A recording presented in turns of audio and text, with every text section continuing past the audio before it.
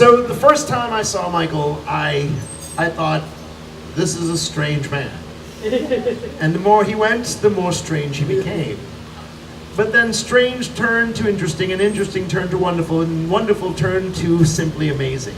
And every time he tells, whether it's on his cable access show, which he will tell you about, or it is in person here, it's always amazing. It's always touching. It's always something that sort of grips you and grabs you and makes you want to listen more. And he is connected to stories in a way that most are not. And so it is with my pleasure that I introduce to you the one, the only, Michael Curran.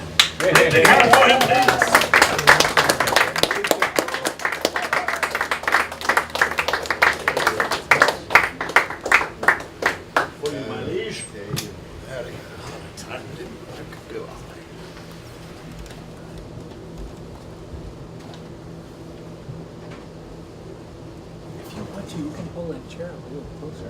Okay, please. We'll move to one.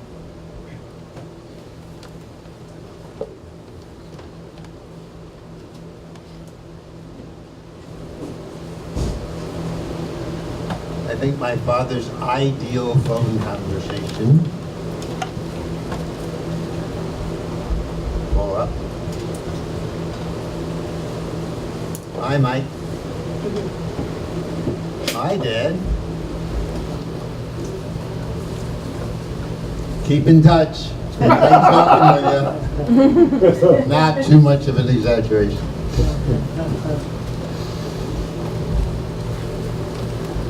I'm going to invite my father to join us now. He died 20 years ago, November 13th, 1996. You didn't realize if you had read the small print, this was going to be a seance, but here it comes. So I hope this song I wrote will invite Charles Corn to join us.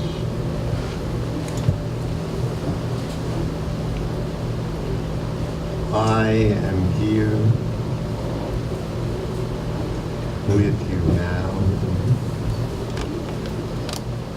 You are here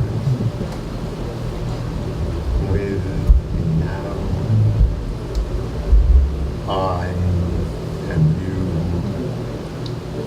You are me. When that's true, we both see all our nights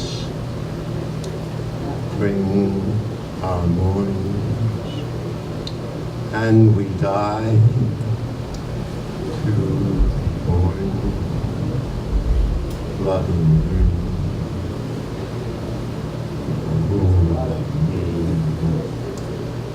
Being true, we are free.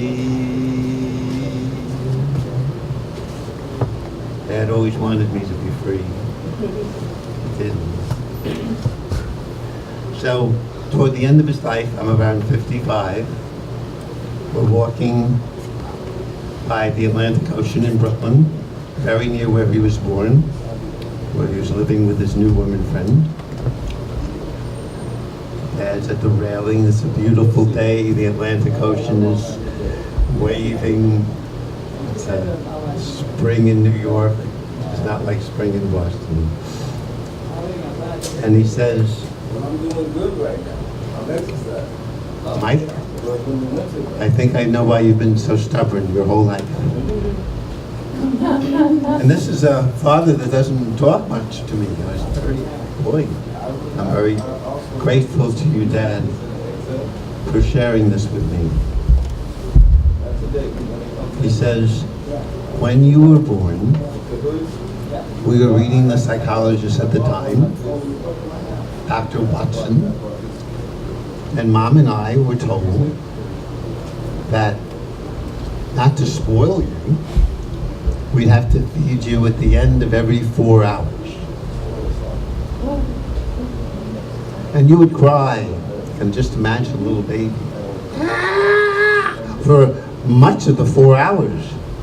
And then when the end of the 4 hours came, good for me. You refused to eat.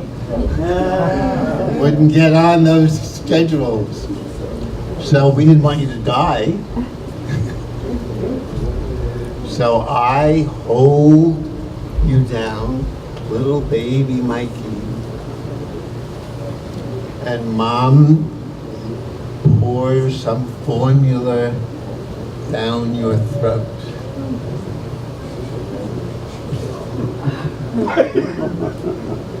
And I'm very glad to hear this to help understand how I've become who I am. And I say, Dad, there's an old Hasidic and Hindu belief that you choose your parents. And I'm glad you're telling me this, and I have a father who can share this with me. And I would choose you and Mom all over again. My dad looks at me and says, shows you what a lousy father I was. You could make such a dumb choice like that.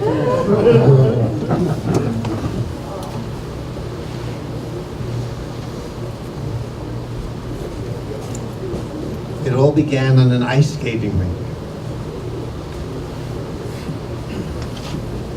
in Manhattan.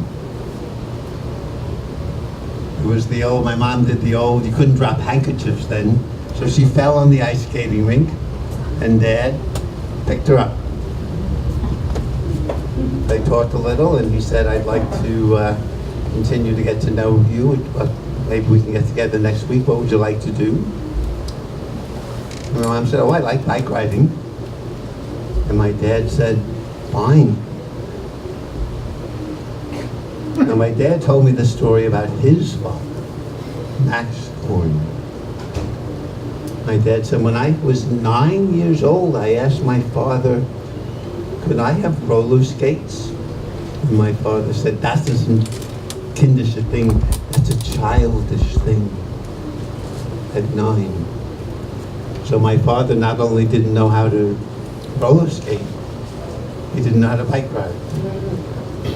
All week, he practiced bike riding. And that's why I'm here. Learned well enough. And after they were dating for a while, they go visit my mother's cousin Esther, and they see this handsome young couple. They've been going together for many months. And cousin Esther says, Charles, do you love Evelyn? My father says, yes. Evelyn, do you love Charles? Yes, I do. And cousin Esther says, great, you can get married. And they walk out a bit stunned. And my mother said, I think this is a little too quick, don't you think so, Charles? And Charles, who made it through the world by being very sensitive to what other people thought, he says, according to my mother, honey, if you don't marry me now, we're not going to get married. And my mother caved, and that's why I'm here. I'm glad for that.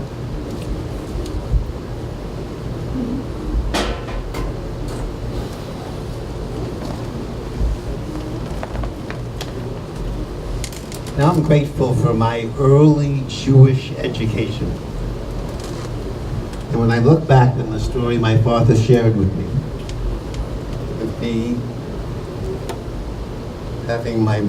being held down and something coming toward me, I think they're training me to understand one of the great Jewish stories, Abraham and Isaac. And I write a poem much later in life called Isaac's Rebirth. The father whose raised knife may sacrifice me. Angels, help me love. Angels, help me love. In the Jewish tradition, I studied this story and write about it. And in the Jewish tradition, the word that's often translated as angels is just simply messengers. And so I've needed messengers to help me off that altar. And you people coming here, little did you realize it, are messengers from God and helping me get, especially people that I know dearly, helping me get off the altar. This was my early bar mitzvah when I was a little baby. It got me very interested in Judaism. And I thank you, Dad, for this tough introduction to Judaism.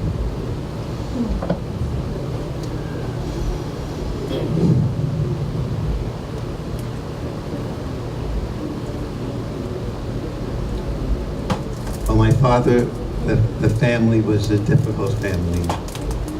And when my brother was born, he's blessing us with his presence here, the week he was born, fortunately they didn't force feed him.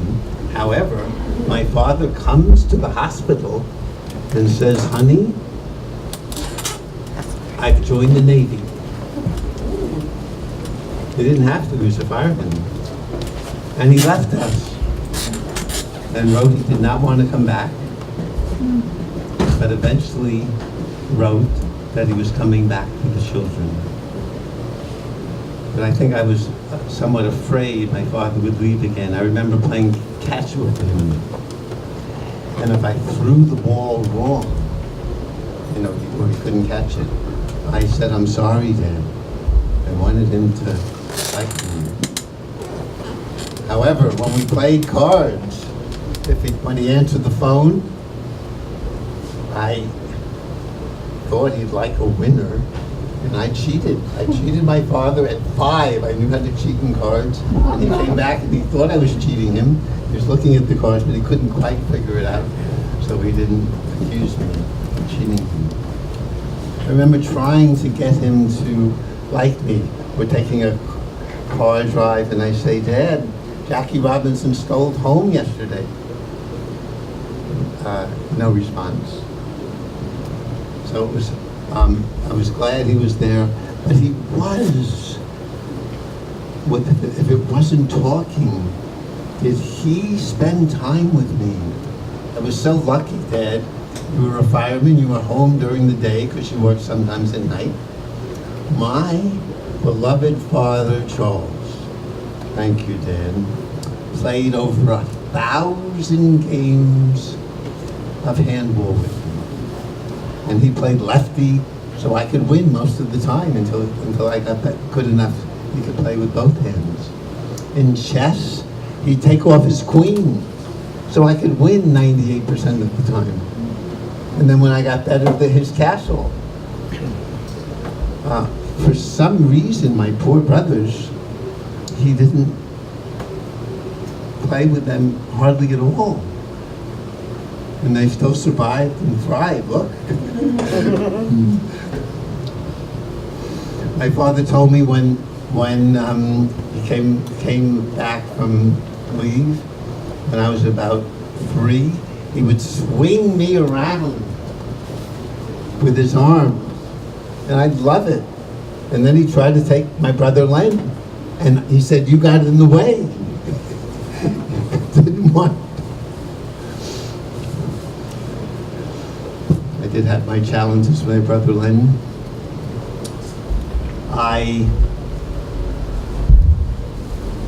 One of the ways I dealt with having this new person in the family was, because I was bigger, I would sit on Len's hands when he was on the ground, and this was my way of encouraging him to be a psychiatrist, which I was successful. And I spit in his face repeatedly. It worked. He's a great psychiatrist. However, when I did this, up till 10 or 11 at times. My mother would say when my dad came home, "Charlie, Mikey's been sitting and spitting on Lenny again." And in order to teach me not to pick on people smaller than myself, he would spank me. But we had an unwritten law. He'd only spank me on my backside. And I would put my backside on the ground, I'd put my feet around the bedpost, and we'd spend, this was our great contact. We were really touching because fathers didn't hug in those days.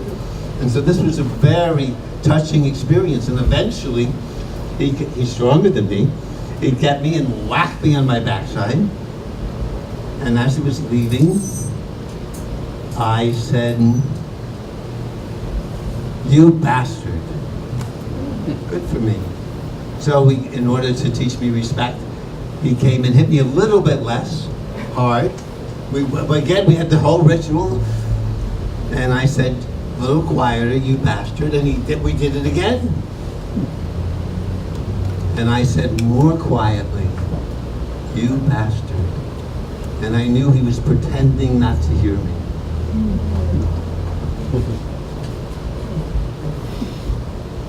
And I was an ordinary kid, and I stopped talking to him. Good for me. For 3 days. No words. Then my mother comes and says, "You're really hurting your father's feelings. You haven't talked to him for 3 days. Tell your father you're sorry, you're hurting his feelings." And I think about it for a while, and then I go over to him at the dinner table, and I say, "Dad, I'm sorry I hurt your feelings."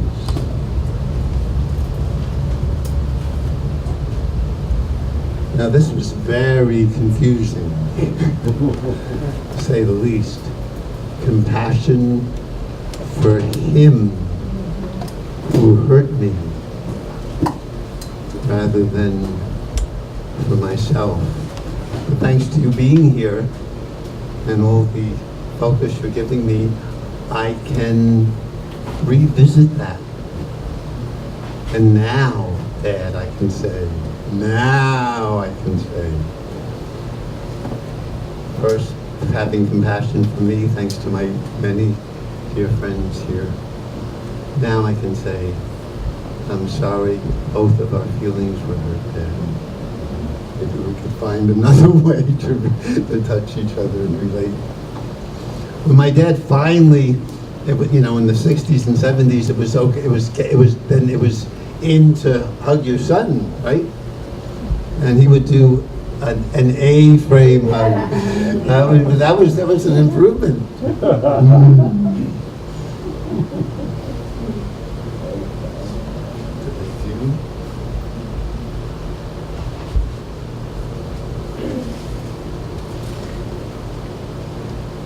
Michael, I have a request Yes. about the microphone. Yes. The way you're holding it, I can only hear some of your words. Oh, thank you. And the reason is, although it's round, only the top part of it picks up sound. So like this is much better? That's how you gotta use it. Oh. If you hold it a little lower, you see? we'll be able to see your face. Say that again? If you hold it a little lower, we can see your Oh, face. good. But you don't have to, Yeah, that's good, right there. You see, I get by with a lot of help from my friend. Much clearer. Oh, thank you. I remember in the 2nd grade, this is my father's contribution to me, Jimmy Lynch's gang, and please continue reminding me, I'm not used to this. Jimmy Lynch's gang was chasing me home. And my father, Dad, thank you for this. He said he went outside, found the gang, 2nd graders, said, "Mike, pick someone you want to fight." I picked Jimmy Lynch. We fought on the porch. I had my mother's black gloves on, and I was beating Jimmy Lynch. And then his friend said, "Take the gloves off." and make it fair. And so then I wasn't able to win the fight, but I learned, at least sometimes, to stand up for myself and fight, even when a gang was attacking me. And I'm grateful for that too, Dan.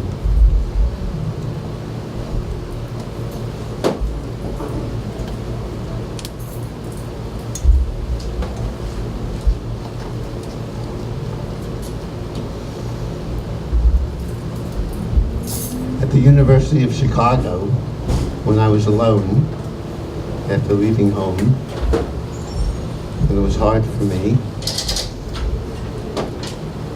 I was very attracted to one of my teachers who was studying to be a priest. When I was telling him how much pain I was feeling from growing up, invited me to Mass, and I saw this Jewish boy suffering, and everybody was celebrating. Wow, it's okay, it's great to be in pain. And I felt at home. Especially for they had the great teaching. What did you expect when you did this to me when I was young? I'll be back. Guess what? So I became a Catholic. Still am. And believed it was a great gift. That force feeding turned into, it was a long gift, that force feeding taught me through suffering the heart of Christianity. We can get off the cross. We can revive, all of us. So this was that early experience was a model for helping me get through life. When I told my father, we're walking home after watching Who's Afraid of Virginia Woolf, which reminded my brother and I think one of my brothers was with me, oh, that's our family. And I said to my father, when he was feeling happy after watching that, Dad, I'm going to become a Catholic.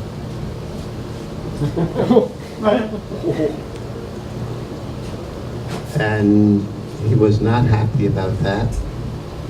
And you go into your room for 7 days. It's like sitting Shiva. Someone died. You didn't talk to anybody for 7 days. But you did not tell me not to do it. You said, why don't you just believe that and not have to actually get baptized? But it was a question. You always wanted me free. Even when I told you I don't want to be a lawyer, I want to be a philosopher. You didn't like it, but you always wanted me free. And after 7 days, it was New Year's Eve. Your other fireman friends came over to celebrate. You told them the problem. They gave me a book, Jews, God, and History. They tried to dissuade me, but they accepted me. And that was enough for you to accept me too. Actually, it was your education, right from the very beginning.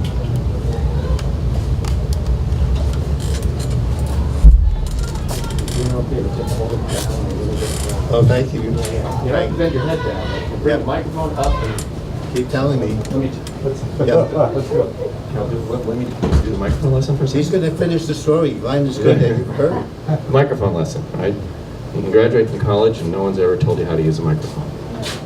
Okay, this is a cardioid microphone. You know what that means? That's the word for heart. Yep. There's a shape. It's invisible. We're sensitive. It's most right here. Yep. And as you go down the side, it's less and less sensitive. From here, you can't hear anything at all, right? Oh. Right, very close to you, can't hear anything. But that's so it doesn't have feedback from the loudspeakers that are behind it. That's why it's. But here, you can hear everything. Ooh. Isn't that amazing? Right at the tip, like you're shining a flashlight in your mouth, like the doctor is examining your glottis back there. Now, if you hold it down a little bit, the people who want to see your mouth move can still see it. if you're not covering it up. Yes, by your chin. But if you do this, Oh, then we can't hear you very well. Oh, So my. that's what's happening. So you gotta sing like a rock star. You're a rock star. thank you. Now, if I can remember, well, eventually, Tip it. There you go. Not your head. Hold your fist. Hold your fist. yes. Oh, yes, is that better? That is much better. Oh, okay, I'm gonna start all over again. So, Rewind. where were we? Oh, yes, so I go to Israel, being educated. Messengers will help Isaac. I think many of you know the story. God tells Abraham to sacrifice his son, and messengers come and say, don't hurt the child, don't do anything to him. So I go to Israel. I'm very wanted to find out, okay, what's this religion about? Where did Catholicism come from? My father visits me in Israel. I am doing an archaeological dig as a volunteer. The dirt is, I say, Dad, this dirt is 2,000 years old when the Wailing Wall was built and the rest of the temple. And I'm looking in for whatever remains in it. It's in this wheelbarrow. Dad, would you like to push the wheelbarrow? And somewhat typically, my father says, at this moment, I don't want to be your father anymore. I don't want these obligations, even these little obligations. And I say, I've been well trained as a son. Okay, from now on, I'll call you Charles. We did that for the rest of our lives. Didn't want. With my brother, who's with us, my brother much braver than I with Dad, and my brothers are in his young 20s and getting married. And he seems to be, because he makes it in the world, Jewish boy growing up in a candy store, by really being sensitive to what other people think of him.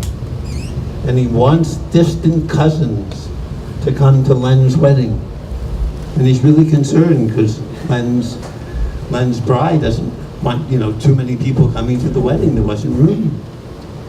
And my brother is brave and says to my father, because we were taught, unspoken, we don't speak directly to him. My brother says, you're more concerned with the rings coming to the wedding than you are about me getting married. And Dad, you said to my brother, I care for you just as I care for every other child in the world. And good for Len. My father denies, when we talked about this in the future, that Len said this. But Len did. Len simply said, bullshit.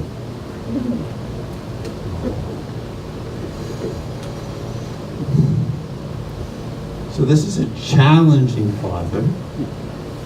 And this is a tough love story. The motto of this story is, it's never, my boss at the Cambridge Center, Jim Smith, had on his bulletin board, it's never too late to have a happy childhood. And you people listening to me, it's helping when it's just, I'm visiting this again and feeling it, and it's fun telling it to you. And I think, I really do. It's never too late to have a loving father. And this is helping. And rehearsing for this is helping me feel. I had a letter from you on my bulletin board, which I didn't read well then. So I was in my 40s. Dear Mike, thanks for the sweater. It really fits. I'm so proud wearing it just because it's from you. So, and I didn't feel then the love I can feel now that was in that. Better.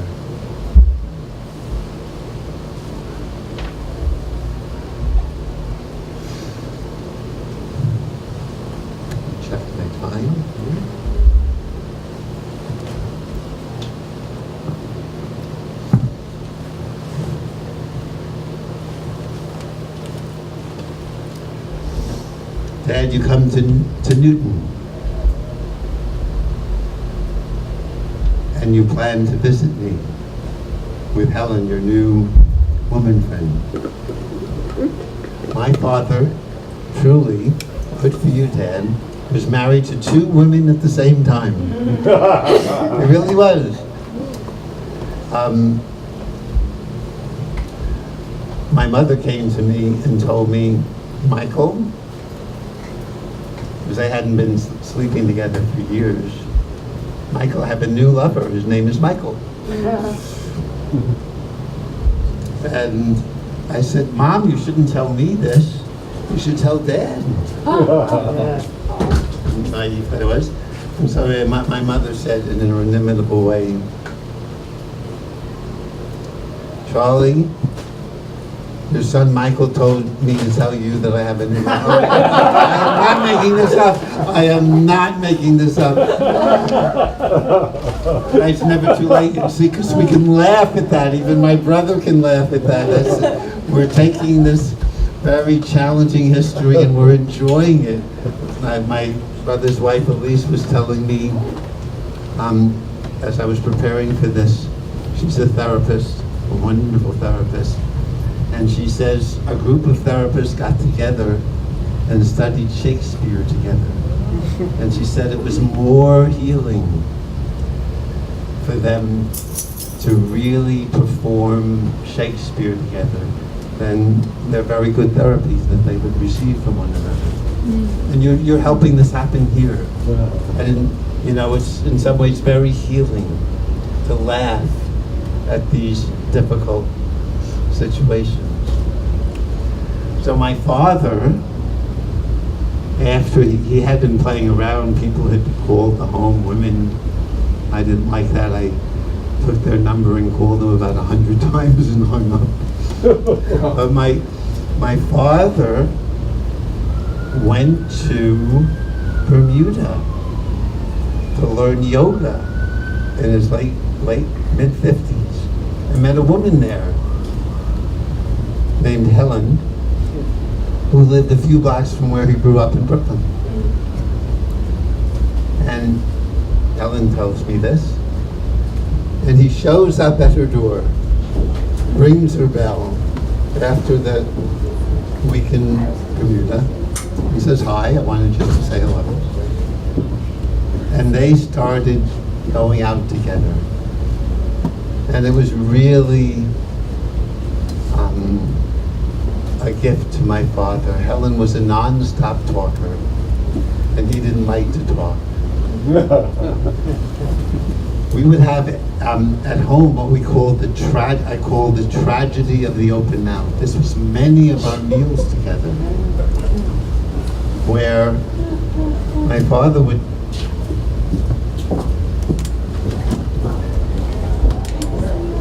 sit down at the table.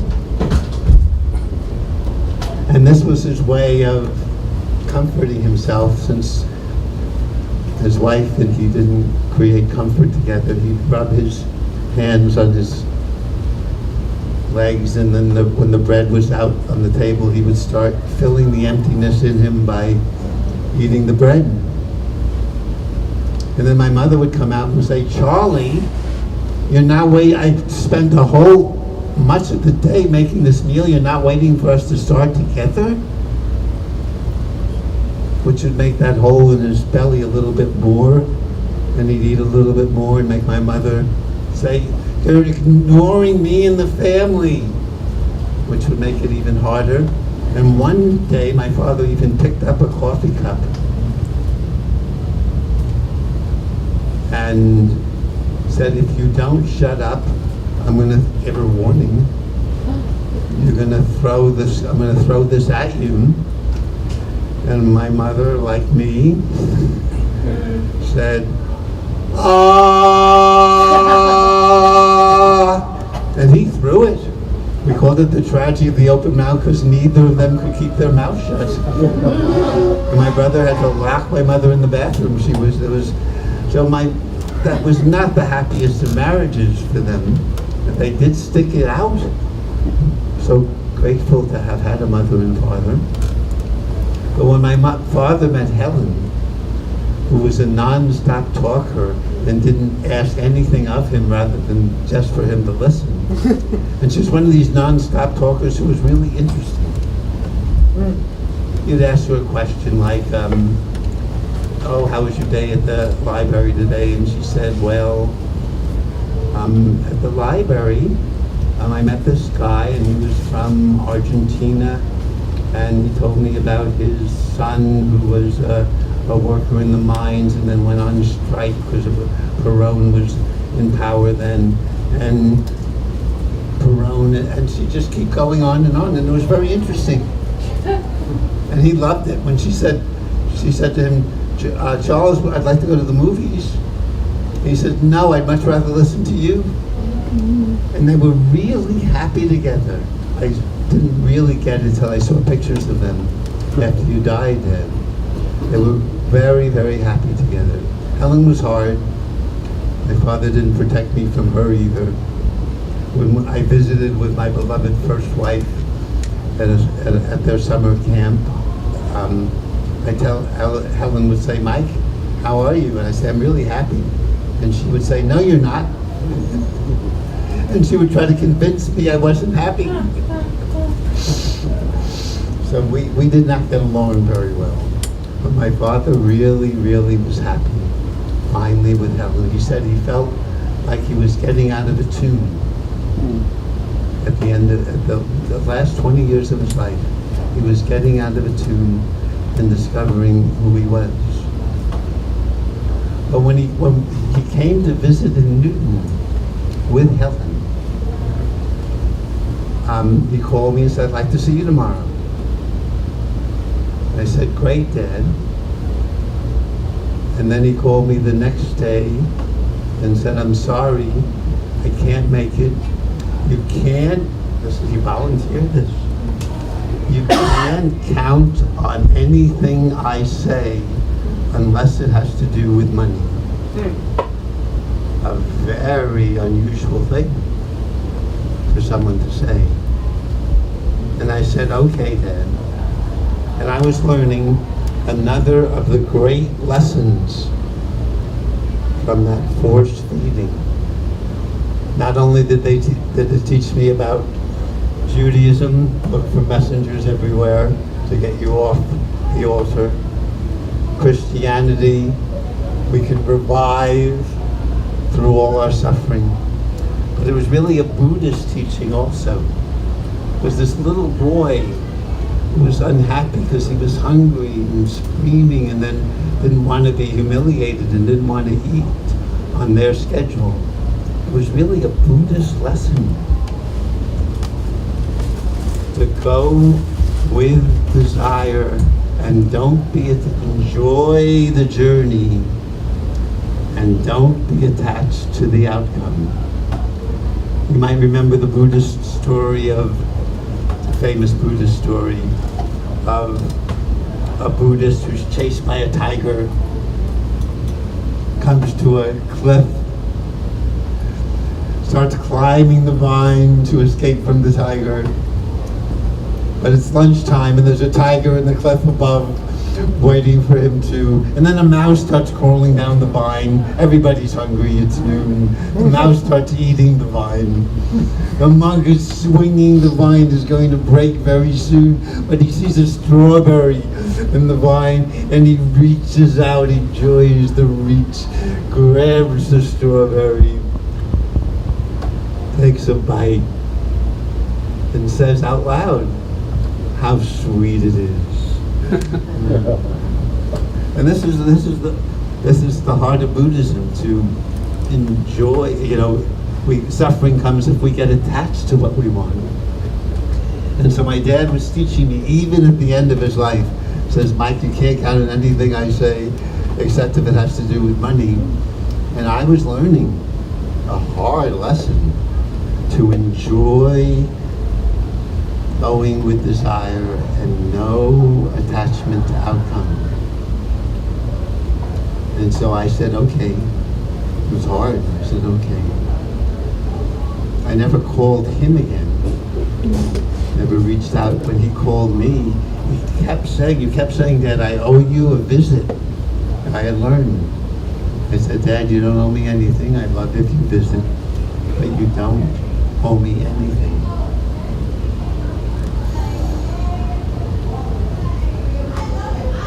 The last time I saw my father,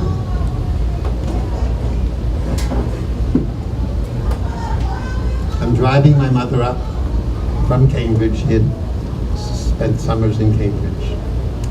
And we had visited her father, who she didn't get along with, but we uncovered the dirt over his grave.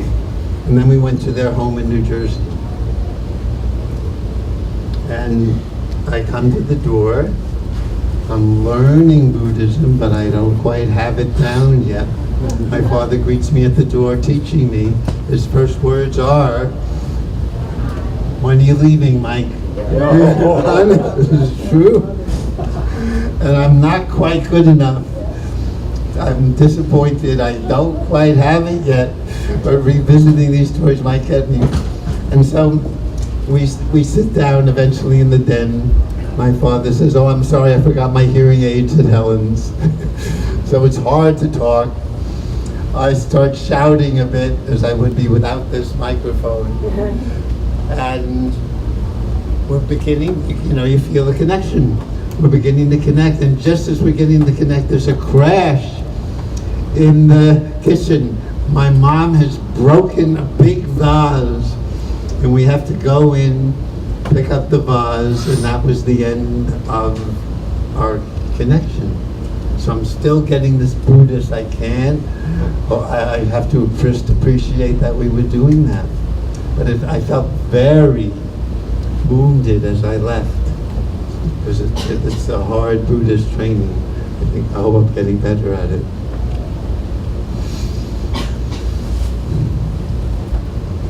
But speaking of the money, which I could count on, I mean, my way of handling life was to become, and I couldn't become a psychiatrist like my brother. I couldn't have even begun. I became an adult education teacher.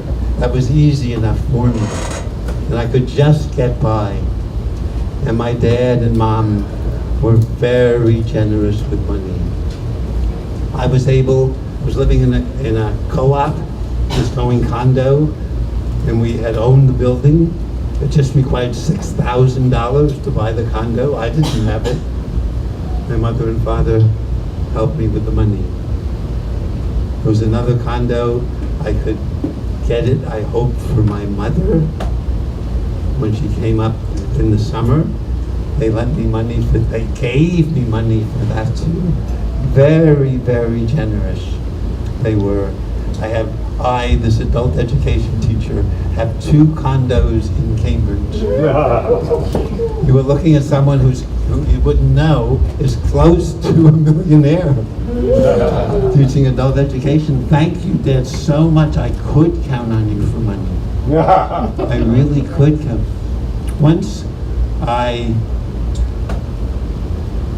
asked you for $200 and you said, "I'm on a trip, you're bothering me."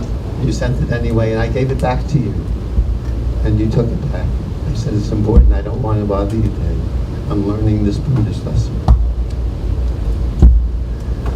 Our last conversation.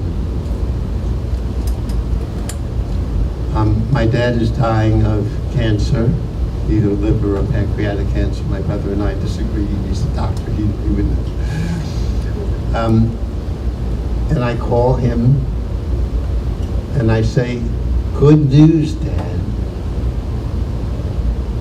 And Helen in the background said, "Good news?" My dear friend Helen.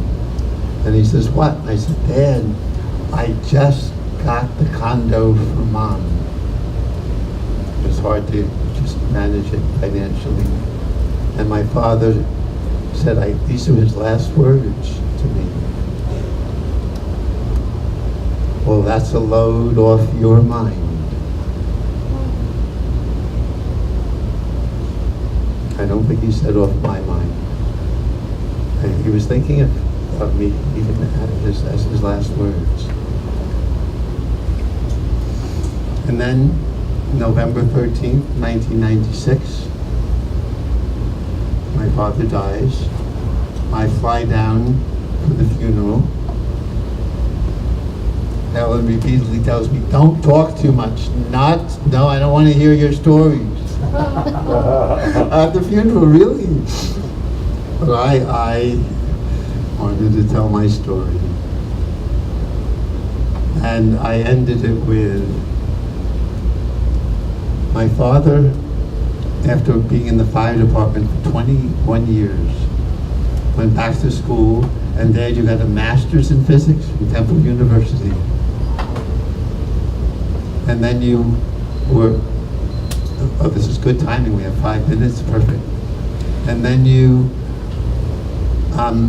became chairman of Middlesex Community College, chairman of their physics and math department. Good for you. And helped start the first teachers union for college teachers in New Jersey with bluff and friendship. And so, Dad, people who know you know why you're Cleopatra's husband. Said this at the funeral. That's what Helen.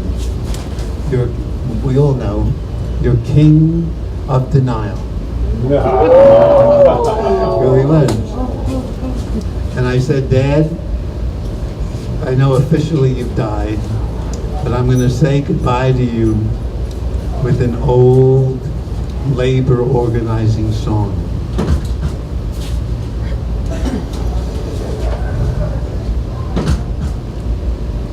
I dreamed I saw Charles Corn last night,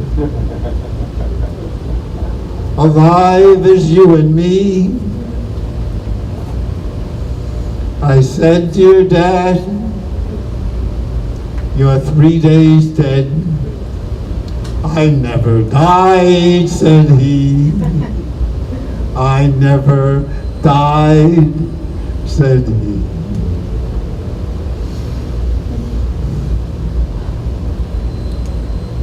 After the funeral, we put Dad, I seemed to want to touch the coffin and caress it.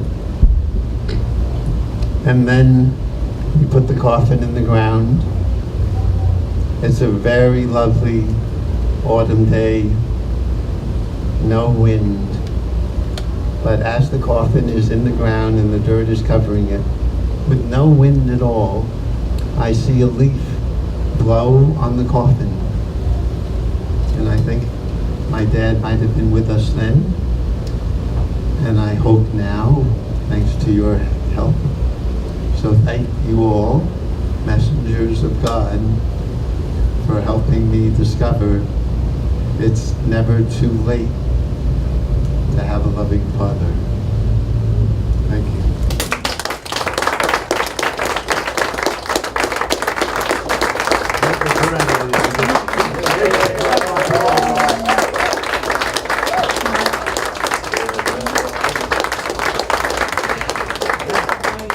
As we have tradition to do here at Story Space, when we hear something that touches us, something that moves us, that makes us feel good, that makes us feel alive and whole, we put our hands to the heavens and everyone do like so. We take a deep cleansing breath and we go,